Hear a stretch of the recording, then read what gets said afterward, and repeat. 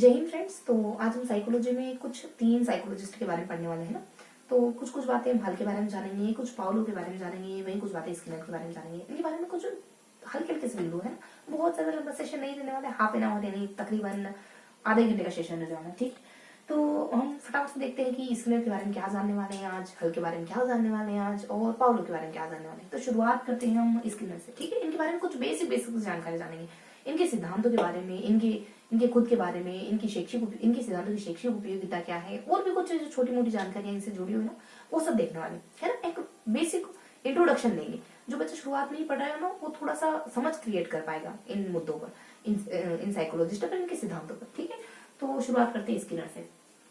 Skinner के बारे में क्या क्या देखने वाले हैं। ठीक है, तो 10 से 15 मिनट, 10 मिनट स्किनर को देखेंगे, 10 पाउलो को, और 10-15 मिनट अपन हल को देखने वाले। हल का सिद्धांत देखो, बहुत यूनिक सा सिद्धांत है। हल का प्रॉब्लम का सिद्धांत है। इसकी जो जानकारी है ना, बहुत यूनिक सी जानकारी है, जिसमें हम बहुत स्पष्टली पता नहीं कर सकते कि ये सिद्धांत एक्चुअली है क्या। अजीब अजीब सी बातें उसके सिद्धांत में, कुछ विशेष बातें बताई गई उसके सिद्धांत को लेकर। मतलब उनके सिद्धांत के बारे में कुछ इस तरीके से है कि उनका सिद्धांत गणित पर आधारित है। उनके सिद्धांत को व्यापक सिद्धांत कहा जाता है। उसमें 113 प्रमेय है, और इस तरीके से कुछ यूनिक से बातें। हल्का सिद्धांत में आपको बता दूं, हल्का सिद्धांत थोड़ा सा स्ट्रेंज सा सिद्धांत, थोड़ा यूनिक सा सिद्धांत है। उसके नियम है बहुत सारे, नियमों के नाम है। वो नियम इतने स्पष्ट नहीं हो पाते कि वो नियम कहना क्या सारे, लेकिन बस ये है कि नियम फर्स्ट का नाम ये है, नियम सेकंड का, थर्ड का, फोर्थ का, 15-20 नियमों का नाम है। उन नियमों के नामों को ध्यान में रखना है। उपनाम भी है, कुछ हल्के सिद्धांत के उपनाम भी है, और कुछ बेसिक जानकारियां भी है उनके बारे में। ठीक, इस तरीके से हल्के बारे में पढ़ने वाले। पाउलो के बारे में क्या देखने वाले। देखो, पाउलो के बारे में तो हम अनुकूलित अनुक्रिया होती है ना, अनुकूलित अनुक्रिया किसे कहते हैं, घंटी पर नाम आना, अनुकूलित अनुक्रिया। इसके बारे में, इसको प्रभावित करने वाले कुछ कुछ कारक होते हैं, उसको देखेंगे। जैसे कि ये कैसे प्रभावित होती है। 2-4 घंटियां बज गई, पता ही नहीं चला, तो कुत्ता सब घंटियों पे लाग जाता है, और कभी कभी पता चल जाता है, विभेद करना सीख जाता है। और लड़कियों, मतलब कि ये लिंग पर भी प्रभावित होता है ना। लड़कियां ज्यादा अनुबंधन स्थापित कर पाती, मानसिक स्वास्थ्य खराब होता है तो भी हमारा अनुबंधन प्रभावित होता है, लार बिना प्रभावित होती है। आपको फर्क ही नहीं पड़ता, आपका मतलब कि मान लो कुत्ता बीमार हो गया, उसको फर्क नहीं पड़ा घंटी बजा रहे को, जो बजा रहे वो तो बस बीमारी में पड़ा हुआ करा रहा है दर्द से। तो इस तरीके से कुछ कुछ चीजें होती है जो पाउलो के सिद्धांत के बारे में हम जानने वाले, जैसे कि अनुकूलित अनुक्रिया को प्रभावित करने वाले कारक कौन कौन से, ये सारी बातें हम देखने वाले। इसके अलावा पाउलो के सिद्धांत के कुछ कुछ टर्म है, सामान्यीकरण किसको कहते हैं, विभेद किसको कहते हैं, आंतरिक अवरोध किसको कहते हैं, बाह्य अवरोध किसको कहते हैं, इसमें पुनर्वलन किसको कहा गया, आभासी पुनर्वलन क्या होता है। और इसके साथ साथ एक दो टॉपिक है, जैसे कि एक छोटा सा बिंदु है, आभासी पुनर्वलन के साथ एक स्वतः पुनर्लाभ किसको कहते हैं। अचानक से जब कुत्ते के सामने घंटी बजाते हैं और अचानक से जब वो दोबारा लाने लगता है, इसी को स्वतः पुनर्लाभ कहते हैं। ठीक है, और इसके बाद पाउलो के सिद्धांत के बारे में कुछ शैक्षिक उपयोगिता क्या है पाउलो के सिद्धांत की, है ये भी देखेंगे हम। और इसके साथ पाउलो के सिद्धांत के बारे में, ठीक है, इतना कुछ देखने वाले। और स्किनर के सिद्धांत के बारे में क्या देखने वाले, एक ओवरऑल आइडिया दे रही हूँ आपको। स्किनर के सिद्धांत के बारे में क्या देखने वाले। स्किनर के सिद्धांत के बारे में स्किनर ने देखो एक सूत्र भी दिया है, और स्किनर ने कुछ किताबें लिखी, इनके बारे में बेसिक जानकारी, इन्होंने कब सिद्धांत कब दिया, ये मतलब सिद्धांत का प्रतिपादन कब किया है, ये सिद्धांत के उपनाम क्या है, और इसके सिद्धांत की शैक्षिक उपयोगिता क्या है ना। ये रोबोट क्या रिमोट है, टीवी है, कंप्यूटर, ये सब चलाना इस सिद्धांत के थ्रू सीखते हैं स्किनर के सिद्धांत के थ्रू। और स्किनर के सिद्धांत में पुनर्वलन के बारे में विशेष रूप से पढ़ेंगे, पुनर्वलन कितने प्रकार का होता है, कब कब देना चाहिए, ये सारी जानकारी हम देंगे ना। तो मैंने 2 से 3 मिनट आपको एक ओवरऑल इंट्रोडक्शन दी। अब फटाफट से, वो ज्यादा समझ नहीं, मुश्किल से हाफ एन आवर लेंगे, फटाफट से इसको लिख लेते हैं ना कि हमें क्या क्या, तो क्या क्या पढ़ना है हमको। स्किनर के बारे में क्या देखेंगे, कुछ बेसिक का पॉइंट देख लेते हैं कि स्किनर के बारे में, स्किनर के सिद्धांत के उपनाम क्या क्या है। तो इसके उपनाम क्या क्या है, देखो इसके सिद्धांत के उपनाम है, का सिद्धांत कहा जाता है इसको। और देखो इसकी एक ट्रिक है बेसिकली इसकी, SKNR, तो R टाइप सिद्धांत कहते हैं इसको, नैमित्तिक अनुबंधन का सिद्धांत कहते हैं, और एस से भी कुछ कहते हैं, 2-3 नाम ऐसे भी आते हैं। तो इस तरीके से 1-2 नाम है इसके, नैमित्तिक अनुबंधन का सिद्धांत हो गया, और R टाइप सिद्धांत हो गया, और ये 1-2 नाम है इसके सिद्धांत के उपनाम। इसके बाद हम थोड़ा सा देख लेते हैं स्किनर के बारे में, कुछ सामान्य से जानकारी देख लेते हैं ना स्किनर के बारे में। तो इनसे जुड़ी हुई कुछ बातें देख लेते हैं, जैसे कि स्किनर जो है ये सिद्धांत का प्रतिपादन करते हैं 1938 के दरमियान इन्होंने सिद्धांत का प्रतिपादन किया था। इनके द्वारा किताबें भी लिखी जाती है, the science of human behaviour, science है ना, साइंस ऑफ ह्यूमन बिहेवियर की किताब लिखी है, साइंस ऑफ ह्यूमन बिहेवियर किताब लिखते हैं, और ह्यूमन बिहेवियर ऑफ ऑर्गेनिज्म ये किताब लिखते हैं, ह्यूमन बिहेवियर ऑफ, और कुछ ऐसे स्पेलिंग होती है ना, और ये में भी ठीक है, ऑर्गेनिज्म ME है ना, कुछ थोड़ा बहुत ऊपर नीचे भी हो सकता है, तो ऑर्गेनिज्म यानी खुशी। तो इस तरीके से कुछ किताबें लिखते हैं ये 2, स्किनर, और स्किनर के द्वारा कुछ सूत्र दिए जाते हैं। इनसे जुड़ी हुई बातों में देख लेते हैं। एक तो ये SOR सूत्र देते हैं, सोर मान लो चोर। एक ये सूत्र देते हैं B बराबर, बढ़ाई से ध्यान रखो, B बराबर D/H, मतलब कि आपका बिहेवियर आपके एटमॉस्फेयर और आपके वंशानुक्रम का परिणाम होता है। इस तरीके से कुछ कुछ बेसिक बातें आपको चीजों को याद करना है, बहुत लेंदी बल्कि नहीं बनाना है, उनको शॉर्ट करना है ना, उनको सप्रेस करना है, दबा दबा के चीजों को, बहुत ज्यादा चीजों को बहुत कम इन्फॉर्मेशन, बहुत कम पोर्शन में आपको लिखना भी और बहुत कम पोर्शन में आपके माइंड में स्टोर भी करना है ना, बहुत बहुत ज्यादा उनको वास्ट नहीं बनाना है, वास्ट चीजों को आपको ब्रीफ करना है, ठीक है। तो ये हमारी उपनाम वगैरह है, उससे जुड़ी हुई कुछ बातें स्किनर से जुड़ी हुई, और इसके अलावा इससे जुड़ी हुई कुछ और भी बातें, कुछ महत्वपूर्ण कुछ महत्वपूर्ण यही देख लेते हैं, ठीक है। जैसे कि S4 ध्यान रखोगे ना, जैसे S4 से आता है कि वंचना किसको कहते हैं, S4 से आता है कि सूत्र, ये ना S4 से एक तो होता है सन्निकट, इससे क्या क्या S4 में क्या क्या चीजें शामिल है, देखो ध्यान से देखो। सन्निकट एक तो, सन्निकट का मतलब क्या होता है, आप बच्चों को ना आंशिक क्रिया के द्वारा काम करना सिखा देते हो, थोड़ा थोड़ा पुनर्बल देते हो और बच्चा काम करना सीख जाता है। एक और इसमें आता है एक शेपिंग वगैरह। शेपिंग क्या होता है, आप बच्चे के व्यवहार को आकार देते हो, रूप दे देते हो, है ना, क्रमिक तरीके से थोड़ा थोड़ा थोड़ा थोड़ा मोटिवेट करते करते सिखा देते हो कि बड़ों को नमस्कार करना है, ठीक है। तो ये शेपिंग हो गया, ये सन्निकट हो गया, और एक वंचना भी होता है। वंचना मतलब जब तक बच्चा अच्छे से व्यवहार ना करे ना, तब तक उसको पुरस्कार दो ही मत, जब तक वो अच्छा काम नहीं करे। और इसके अलावा सूत्र भी होता है। सूत्र का मतलब क्या होता है, जटिल चीजों को एक साथ बांध के एक श्रृंखला बना देना, ये सूत्र एक श्रृंखला भी होता है। श्रृंखला में आता है जो मैंने जस्ट बताया कि जटिल चीजों को एक साथ रखकर उसकी चेन बना देना। श्रृंखला मतलब कि ये टर्मिनोलॉजी सारी स्किनर से जुड़ी, ठीक है। तो इस तरीके से कुछ कुछ इनसे जुड़ी हुई कुछ बेसिक बातें निकाली। अब थोड़ा सा पुनर्बलन के बारे में जान लेते हैं। स्किनर के बारे में, स्किनर के बारे में तो हो गया स्किनर के बारे में। अब इनके काम के बारे में देख लेते हैं। देखो पुनर्बलन इन्होंने बताया 3 तरीके का होता है, एक तो स्वीकारात्मक, एक नकारात्मक, एक दंड वाला, ठीक है। तो एक स्वीकारात्मक हो गया, एक नकारात्मक हो गया और एक दंड वाला हो गया। जानते हैं अपन सकारात्मक में जो जैविक होता है उसमें तो आपकी भूख प्यास वगैरह जाएगी, और जो अर्जित होता है ना उसमें प्रशंसा होगी। नकारात्मक में जानते हैं जो आपको पीड़ा वगैरह, दंड में भी देखो सेपरेट किया तो हम भी सेपरेट ही बता रहे हैं। बाकी ऐसे तो हमें लगता है कि दो ही है, लेकिन ये सेपरेट है दंड वाला, ठीक है। अब पुनर्बलन के देने के तरीके भी 2 होते हैं, एक तो सतत होता है, एक आंशिक होता है। सतत होता है और एक आंशिक होता है, एक होता है आंशिक और एक होता है सतत। आंशिक में भी 2 तरीके के होते हैं, एक तो होता है अंतराल वाला और एक होता है अनुपात वाला, एक होता है अनुपात वाला, ठीक है। आप एक लेसन पढ़ा के शाबाश शाबाश कहते हो, एक लेसन याद करने में शाबाश कहते हो, और कभी कभी आप हर 15 मिनट में शाबाश कहते हो। हर 15 मिनट में अंतराल वाला, और हर एक लेसन पे कहोगे तो वो अनुपात वाला हो जाएगा, है ना। तो ये अंतराल और अनुपात, इस तरीके से कुछ पुनर्बलन के बारे में जानकारी। अब शिक्षा में क्या उपयोगिता है इसके लिए, सिद्धांत की आखिरकार शिक्षा में क्या उपयोगिता है। आप टीवी वगैरह चलाना सीख जाते हो, रिमोट वगैरह, है ना, ये सारी चीजें इसी सिद्धांत में चलाना सीखते हो। ये सकारात्मकता पर बल देता है। हाँ, अगर आप किसी को मोटिवेट करोगे तो वो बच्चा पॉजिटिव रहेगा ना, तो सकारात्मकता पर बल देता है ये सिद्धांत निदान है। ये सिद्धांत एक व्यवहार को सुधारता है, परिमार्जन करता है। हाँ, अगर आप किसी को हर बात में हर अच्छी बात में अच्छा शाबाश कहते हो, पुनर्बलन देते हो, तो उसका व्यवहार तो सुधरेगा। आपको आधे भरे हुए गिलास पर फोकस करना है, आधे खाली गिलास पर नहीं, आधे भरे हुए गिलास पर फोकस करो, गिलास भरता जाएगा। बच्चे में अच्छी बातें घर करती जाएगी, अच्छी बातें स्थान लेती जाएगी, धीरे धीरे धीरे धीरे उसका पूरा व्यक्तित्व अच्छाई की तरफ मूव हो जाएगा, ठीक है। तो हमें अच्छाई पर फोकस करना है, जो नहीं है उस पर नहीं, जो है उसको और हमें खींच के और पुश करना है, ऊपर उठाना है, ठीक है। तो पुश नहीं, उसको इनकरेज करना है, दबाना होना, ठीक है। टीवी वगैरह हो गया, और ये सकारात्मकता पे बल देता है, व्यवहार में परिमार्जन करता है ये सिद्धांत। और इसके अलावा ये भाषा को सुधारने में सहायक। भाषा को सुधारने में क्या जरूरी होगा, पुनर्बलन जरूरी होता होगा। इस वजह से चीजों को ध्यान रखना है, एज इट इज ध्यान रखना है इन चीजों को। इसके साथ ये सरल से कठिन की ओर चलता है। ये सिद्धांत जो है ना वो सरल से कठिन की ओर चलता है। कुछ कुछ बातें हैं जैसे जैसे रिकॉल हो पा रहा है ना, मैं आपको बताती जा रही हूँ। सरल से कठिन की ओर आपको भी ध्यान रखनी है, सारी बातें सरल से कठिन की ओर है। और ये आत्मविश्वास बढ़ाता है बच्चे में। अब होशियार वगैरह कहोगे तो बच्चे का आत्मविश्वास तो बढ़ेगा ही बढ़ेगा। और ये व्यवहार के साथ मैंने बता दिया, व्यवहार में परिमार्जन करता है ये है। इसके अलावा एक और हो सकता है हमारा कि ठीक है इतना बहुत है ना। तो ये इसकी शिक्षा में क्या उपयोगिता, टीवी वगैरह चलाना, व्यवहार वगैरह, भाषिक वगैरह, और सकारात्मकता पर बल देता है, आत्मविश्वास वगैरह बढ़ाता है ये, है ना।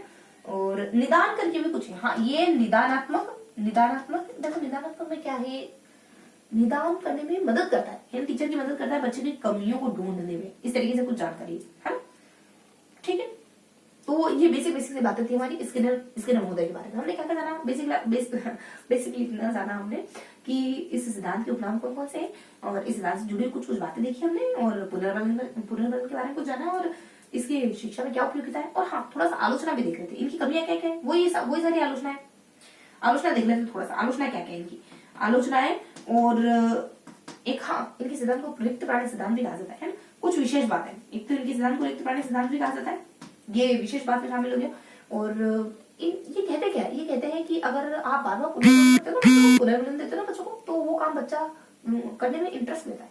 और आलोचना क्या है इनकी, कहते हैं कि ये ना सिर्फ वातावरण पर बहुत ज्यादा फोकस करते हैं, वंशानुक्रम को बिल्कुल नेग्लेक्ट कर देते हैं इसके लिए मौत है। तो ये इनकी सबसे बड़ी आलोचना है, क्योंकि देखो सारे व्यवहारादि ज्यादातर वंशानुक्रम को नेग्लेक्ट करते हैं, वातावरण को फोकस करते हैं, तो यही इनकी भी यही कमी, ठीक है। तो इस तरीके से इनकी आलोचना है, और इस तरीके से हमने बेसिक जानकारी दी स्किनर के बारे में, उपनाम क्या, जुड़ी इनसे जुड़ी कुछ बातें होगी, पुनर्बल से जुड़ी बातें, शिक्षा में क्या उपयोगिता है, और इनकी कमी क्या है, इनकी आलोचना क्या है, और इनसे जुड़ी कुछ विशेष बातें, ठीक है। तो ये कुछ बेसिक से बातें हमने जानी स्किनर महोदय के बारे में, और इसके बाद हम लिखेंगे कुछ बातें पाउलो के बारे में, और कुछ बातें लिखेंगे हम हल्के बारे में। हल्का सिद्धांत थोड़ा यूनिक सा है और थोड़ा स्ट्रेंज सा है, उसको हमें एज इट इज याद करना है ना, बस मेमोरी में डालना है। तो पाउलो से जुड़ी बातें देखते हैं। देखो पाउलो से कुछ बढ़िया बातें, जैसे कि अनुकूलित अनुक्रिया को प्रभावित करने वाले अनुकूलित अनुक्रिया को प्रभावित करने वाले कारक कौन से, प्रभावित करने वाले, तो बहुत स्पेशल यहाँ है पाउलो, ठीक है। तो पाउलो के बारे में जानेंगे कि अनुकूलित अनुक्रिया को प्रभावित करने वाले कारक कौन से। अनुकूलित अनुक्रिया कौन सी, घंटी पर लाना, इसको कौन कौन सी चीजें प्रभावित करती है, आयु प्रभावित करती है, छोटे बच्चे ज्यादा इस तरीके से रिस्पॉन्स करते हैं, लिंग लड़कियां बहुत ज्यादा इस तरीके से रिस्पॉन्स करती है ना, कहा जाता है कि लड़कियां इस तरीके से बहुत ज्यादा रिस्पॉन्स करती है। वो शायद इस वजह से कहा होगा कि लड़कियां बहुत ज्यादा इमोशनली होती है, तो एक बार जब उनके साथ ऐसा हो जाता है, जैसे दूध का जरा छाछ को फूक कर पीता है ना, तो एक बार जब बंद बन गया ना, तो उनको वो भूलेगी नहीं, याद रखिए, ठीक है। तो आयु है, लिंग है। इसके बाद कुछ आपका मानसिक स्वास्थ्य भी प्रभावित करता है, अनुबंधित क्रिया को मानसिक स्वास्थ्य, कुत्ते के सामने घंटी बजा रहे, कुत्ता बीमार है, कोई फर्क नहीं पड़ेगा, उसको खाना देखिए, अभी वो सर्वाइव कर जाए, इतना ही बहुत है, ठीक है। मानसिक स्वास्थ्य भी प्रभावित करता है, विभेदन भी प्रभावित करता है, विभेदन यानी आप घंटी में अंतर कर पा रहे हो तो भी प्रभावित करेगा, आप घंटी में अंतर कर पा रहे हो, कभी मोबाइल की घंटी बज रही तब नहीं रेस्पॉन्स करे तो ये भी प्रभावित करता है। सामान्यकरण, मोबाइल की घंटी बज रही तब भी रेस्पॉन्स करे जा रहे तो ये भी प्रभावित करता है। और उसके बाद विलोप, बंद कर दिया आपने घंटी बजाना, अरे भाई साहब क्यों बेवकूफ बना रहे, हर बार आप घंटी बजा के चले जाते भोजन तो देते, तो विलोप भी प्रभावित करता है। और इस तरीके से कुछ ये बेसिक चीजें जो आपकी किसको, अनुकूलित अनुक्रिया को प्रभावित करती है। जो बेफिजूल लाभ देता था ना कुछ, अनुकूलित अनुक्रिया किसको कहते हैं, जब सिर्फ घंटी को लाभ देता है तो उसको ये सारी चीजें प्रभावित करती है। और इसके बाद नेक्स्ट टॉपिक अपन देख लेते हैं, अनुकूलित अनुक्रिया को प्रभावित करने वाले कारक हो जाते हैं, और इनके सिद्धांत से जुड़ी कुछ महत्वपूर्ण शब्दावलियां हो जाती है, बहुत बढ़िया सी शब्दावली कौन कौन सी, जैसे कि विलोप किसको कहते हैं, विलोप मतलब कि वही अभी मैंने बताया, यानी जब आप भोजन लेना बंद करोगे घंटी के साथ तो कुत्ता भी समझता है, वो भी लेना बंद कर देगा। सामान्यकरण वही सारी टर्मिनोलॉजी बता रहे, सामान्यकरण घंटियों में अंदर ही कर पा रहे, सामान्यकरण बाहर कुल्फी वाले की घंटी बज रही तब भी कुत्ता गिरा था, ये सामान्यकरण न कर पाना है ना। विलोप हो गया, विभेद करना, अब विभेद करना सीख गया, अरे भाई अब मैं बेफिजूल अपने लाल नहीं बिगाड़ने वाला, ठीक है, ये घंटी तो मोबाइल की घंटी, ठीक है, तो ये विभेद करना हो जाता है। इसके अलावा जैसे कि आंतरिक अवरोध किसको कहते हैं, वो आंतरिक अवरोध विलोप को ही कहते हैं। आंतरिक अवरोध किसको कहते हैं, आंतरिक अवरोध यानी अब उसने बिना फिजूल के अपनी लार वेस्ट करना बंद कर दिया। आंतरिक, बाह्य अवरोध, घंटियां इतनी परेशान कर रही है उसको, बाह्य अवरोध यही होता है कि दूसरी बाह्य अवरोध यानी आंतरिक अवरोध यानी उसने अब आंतरिक अवरोध, बाह्य अवरोध, आंतरिक अवरोध तो वो खुद बंद कर देता है विलोप, और बाह्य अवरोध हाँ विभेद करना सीख जाता है। मान लो कोई दूसरी घंटी बज रही तो बाह्य अवरोध है, तब वो लाड़ नहीं रहेगा, ठीक है। और इसके अलावा होता है एक उत्तेजक यानी अगर आप भोजन के साथ उद्दीपक उत्तेजक, इसको क्या कहेंगे, उद्दीपक उत्तेजक। अगर आप भोजन के साथ अगर घंटी के साथ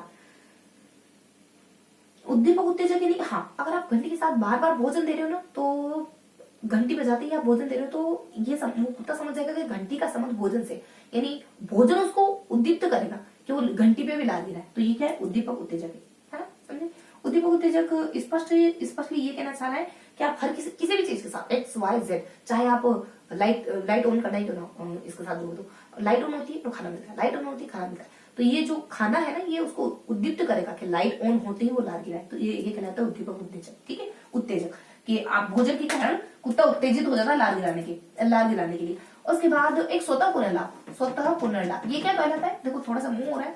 स्वतः पुनर्लाभ क्या होता है, बस थोड़ा और पढ़ेंगे। ठीक है, स्वतः पुनर्लाभ क्या होता है, स्वतः पुनर्लाभ तो मतलब ये होता है कि आपने हीरो को क्या था, उसके बाद कुत्ता और आप दोनों भूल गए थे कि कोई कुत्ता भी था मेरी जिंदगी में जिसके साथ में प्रयोग करा था, कुत्ता भी भूल गया, कोई मालिक था जो घंटी बजा के मुझे भोजन देता था, सब कुछ ब्लैंक हो गया है ना दोनों की स्मृति में। लेकिन अचानक से एक दिन घंटी बजी, अचानक से कुत्ते की नींद लाल गिरा दी, तो ये कहलाता है स्वतः पुनर्लाभ। अचानक से चीजें वापस उसके सामने आती तो वो वैसा ही रेस्पॉन्स करता है जैसा उसने सीखा था। उसके बाद एक आभासी पुनर्वलन होता है। आभासी पुनर्वलन का मतलब क्या होता है, एक होता है स्वतः पुनर्लाभ और एक होता है आभासी पुनर्वलन। हाँ, आभासी क्या कहेंगे इसको,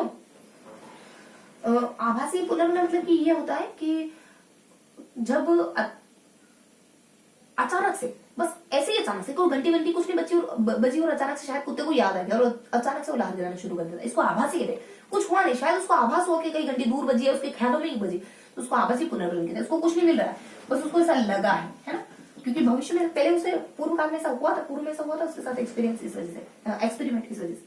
अब देख लेते हैं, देखो पुनर्वलन क्या है इसके सिद्धांत में, भोजन पुनर्वलन, पाउलो के सिद्धांत में पुनर्वलन क्या है, भोजन। तो ये बेसिक जानकारी हमने देखी, कुछ शब्दावली हमने जानी है। अब थोड़ा सा हम जान लेते हैं पाउलो के बारे में, इसकी शैक्षिक उपयोगिता क्या है पाउलो के सिद्धांत की। तो पाउलो के सिद्धांत की शैक्षिक उपयोगिता क्या, देखो उनके सिद्धांत की शैक्षिक उपयोगिता थोड़ी सी यूनिक है। शैक्षिक उपयोगिता ये है कि भय को दूर करने में महत्वपूर्ण योगदान देता है। भय को दूर करने में आप भय वाली चीज अच्छी चीज जोड़ो, है ना। जैसे कि कोई भी मान लो डरावना शो आता हो, उस वक्त आप बच्चे को उसका फेवरेट खाना ला के दो, तो वो समझ ही नहीं पाएगा मैं क्या रिस्पॉन्स करूं, फेवरेट खाने के लिए खुश हूं या डरावना शो आ रहा है टीवी में इस वक्त, तो गम मतलब कि नेगेटिव माहौल, मतलब कि चेहरे के भाव नेगेटिव बनाओ, उसको पता ही नहीं चले, है ना। तो इस तरीके से भय को दूर करना वगैरह इसमें शामिल होता है पाउलो के सिद्धांत में। और आदत करने में कुछ पॉजिटिव बातें भी होती है, ये तो थोड़ा सा नेगेटिव है। भय को मतलब है तो पॉजिटिव ही, उसके बाद आदत का निर्माण करना हो गया, उसके बाद समायोजन करना हो गया, ये सारी बातें, समायोजन है, समूह बनाना हो गया, समूह का निर्माण करना हो गया, ये सारी पाउलो के सिद्धांत की शैक्षिक उपयोगिता है। और इसके अलावा कुछ हाँ, तो ये बेसिक बातें, आदत का निर्माण करना हो तो सही, आप अच्छे काम करो तो उसके साथ कुछ अच्छा जोड़ दो तो आदत का निर्माण हो जाएगा। उसके साथ समूह बनाना वगैरह भी सीखते हैं, समायोजन, बैलेंस मतलब कि एडजस्टमेंट करना भी सीखता है इससे वातावरण के साथ बच्चा, समूह बनाना भी सीखता है, तो इसको थोड़ा सा मेमोराइज रखेंगे, ध्यान रखेंगे। शैक्षिक उपयोगिता को इनसे जुड़ी कुछ विशेष बातें, पाउलो से जुड़ी कुछ विशेष बातें बताते हैं। पाउलो जो है ना, ये कहते हैं कि 4 से 5 सेकंड से ज्यादा गिफ्ट मत रखना, वरना कुत्ता लाड़ी गिराने वाला, तुरंत आपने घंटे बजाई 4-5 सेकंड में भोजन दे दो, तब जाकर अनुबंध बनेगा। और इसके अलावा तंत्रिका तंत्र के ऊपर भी बातचीत करते हैं, ये प्रतिरक्षा तंत्र के ऊपर भी बातचीत करते हैं, है ना। ये दोनों शब्द है तो पाउलो से कोरिलेट करेंगे। इसके बाद इनका कुछ 2-3 विद्वानों से भी इनका कनेक्शन है, एक थोंडाइक से भी इनका थोड़ा बहुत कुछ कनेक्शन है, ठीक है, वो अभी इसकी रखेंगे, 1-2 बातें ध्यान रखो ना। और इसके बाद हम थोड़ा और जान लेते हैं कि इनके अनुबंधन के बारे में कुछ जान लेते हैं। अनुबंधन की जो हमने प्रक्रिया देखी ना, घंटी पे लार गिराना, उसके बारे में कुछ जान लेते हैं।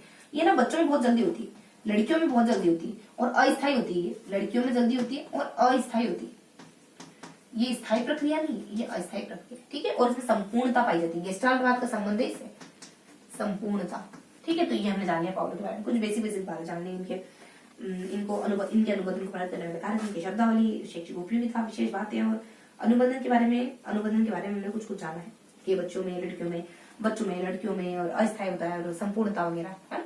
और ये हाँ ठीक है, इतना होता है। तो इस तरीके से हमने पाउलो के बारे में कुछ बेसिक से इन्फॉर्मेशन देखी। अब देखेंगे हल के बारे में, जो कि बहुत यूनिक है। पाउलो के सिद्धांत के हमने उपनाम देखेंगे, हाँ देखेंगे। तो अब देखेंगे अपन हल के बारे में। हल के बारे में क्या देखना, बस थोड़ा और पढ़ेंगे अपन हल के बारे में। हल का सिद्धांत, देखो हल का सिद्धांत सबसे यूनिक, ये बहुत यूनिक सा सिद्धांत, इसको विधि का सिद्धांत, विधि मतलब लो होता है, और गणित सिद्धांत ऐसा कुछ कहते हैं, गणित से संबंधित ऐसी कोई बातें है ना, इनके उपनाम देख रहे हैं, उपनाम, विधि, सिद्धांत, है ना। मैं आपको कॉन्सेप्ट क्लियर कर रही हूँ, बहुत ज्यादा टेक्निकल नहीं जा रही, कॉन्सेप्ट क्लियर, ठीक है। विधि है, गणित है, इसके अलावा बहुत सारे भी कहते हैं इनको। एक ट्रिक हमने करा था कि एक ट्रिक ध्यान रखो, तो आओ एससी वालों सब मिलकर जाम हटाते हैं, मतलब ट्रैफिक जाम हो गया तो कहने की एससी कास्ट के कोई लोग कहते हैं कि हम सब मिलकर लोगों को समझा दें और इस ट्रैफिक जाम वाले मसले को सोल्व करते हैं। तो ऐसे आप इसको है ना, ऐसे एक तो एससी से हम चालक वगैरह भी कहेंगे, है ना, चालक का सिद्धांत है, और आन्म सिद्धांत है। इस तरीके का अजीब अजीब से नाम है इनके सिद्धांतों के, इनके सिद्धांत के। और जैसे जैविक सिद्धांत है ना, जैविक है। और फिर कुछ सबलीकरण का सिद्धांत है, एस से सबलीकरण का सिद्धांत है, बहुत सारे नाम है इनके, सबलीकरण का सिद्धांत है। इस तरीके से कुछ कुछ 2-3 नाम हो रहे हैं इनके सिद्धांत के ऐसे ही, चालक है और आन है और जैविक है, सबलीकरण है। आओ एससी वालों मिलकर के जाम जाम हटाते हैं, ऐसा ट्रिक है इनकी। एससी तो आओ, तो आ यू, यू से भी कुछ है, एससी, और फिर अपन जाम, JAM, जैसे ये तो हो गया, जैविक हो गया, एम से भी कुछ है, एन से भी कुछ है। इस वजह से मैं थोड़ा सा बता रही थी कि एक दो और है, ठीक है। और इसके बाद हम देखेंगे ये सिद्धांत के उपनाम वगैरह हो गए कि हल के बारे में कुछ जान लेते हैं। हल के बारे में, हल से जुड़ी हुई कुछ बातें देख लेते हैं, क्या है इनसे जुड़ी बातें। ये सिद्धांत इन्होंने दिया था कुछ आजादी से 7-8 साल पहले, 40 में आजादी, 47 में आजादी है ना, 47 से लगभग 38 से 48 करेंगे तो 9 साल पहले, तकरीबन 9 से 10 साल पहले, ठीक है। तो ये 1938 में आता है ये सिद्धांत। और ये कौन है, हल भाई साहब, तो 1938 में सिद्धांत देते हैं। और भी इनके द्वारा 1938, हाँ, बहुत बार संशोधन किया इन्होंने। 1943 में संशोधन करा इन्होंने, 1953 में संशोधन करा इस सिद्धांत में इन्होंने, है ना। तो ये हल का, देखो इनका प्रबलन का सिद्धांत भी कहते हैं, ठीक है। हल का प्रबलन का सिद्धांत, बेसिकली हल का प्रबलन का ही सिद्धांत है। किसका पढ़ रहे हैं अपन, हल का ही पढ़ना। तो एक और उपनाम लिखोगे, प्रबलन का सिद्धांत, प्रबलन का सिद्धांत। तो ये इससे जुड़ी हुई कुछ कुछ बातें हैं, हल से जुड़ी हुई। और ये संशोधन के बारे में बताया है, और हल के बारे में कुछ थॉर्नडाइक, ये तो अपना, अच्छा, स्किनर में थी बातें। देखो स्किनर की बातें ध्यान रखना कि स्किनर परिणाम पर बहुत ज्यादा बल देते हैं। स्किनर ने कबूतरों पर प्रयोग करा है, ये ध्यान रखिएगा ना। एक दो बातें मुझे ध्यान आ गई, इस वजह से बता रही हूँ। और हल में, हाँ चलो, इतनी बातें इनसे जुड़ी हुई है हल की कि ये तब देते हैं, और ये सारी बातें। और हल का जो सिद्धांत है ना, ये कोई थॉर्नडाइक से भी कोरिलेट करता है, ठीक है। अभी इतना ध्यान रखेंगे। इसके अलावा देखते हैं अपन कि इनके सिद्धांत की विशेष बातें क्या है ना। जो मैं कह रही थी ना, इनके सिद्धांत की विशेष बातें वो क्या क्या है। तो इनके सिद्धांत में कुछ 100 मतलब प्रमेय शामिल है इनके सिद्धांत में। अगर ऐसा कुछ आए ना, मैं कह रही थी ना, थोड़ा यूनिक है, प्रमेय है। और इसमें उपनियम है, गणित के उपनियम शामिल है इनके सिद्धांत में, गणित के उपनियम। ये बहुत व्यापक सिद्धांत है। अगली बात क्या है, ये बहुत व्यापक सिद्धांत है, बहुत ह्यूज सिद्धांत है। और थॉर्नडाइक के सिद्धांत पर आधारित है ना। मैं कह रही थी थॉर्नडाइक से संबंधित, थॉर्नडाइक के सिद्धांत पर आधारित है सिद्धांत। इसके अलावा इसमें प्रयोगात्मक है और निदान पर आधारित है, और इस तरीके से कुछ बातें आती है ना। और इसके अलावा देखेंगे कुछ कुछ इनके नियमों के मध्यवर्ती चर, है ना। कुछ विशेष बातें मैं आपको बता दूं, इनमें मध्यवर्ती चर भी होते हैं।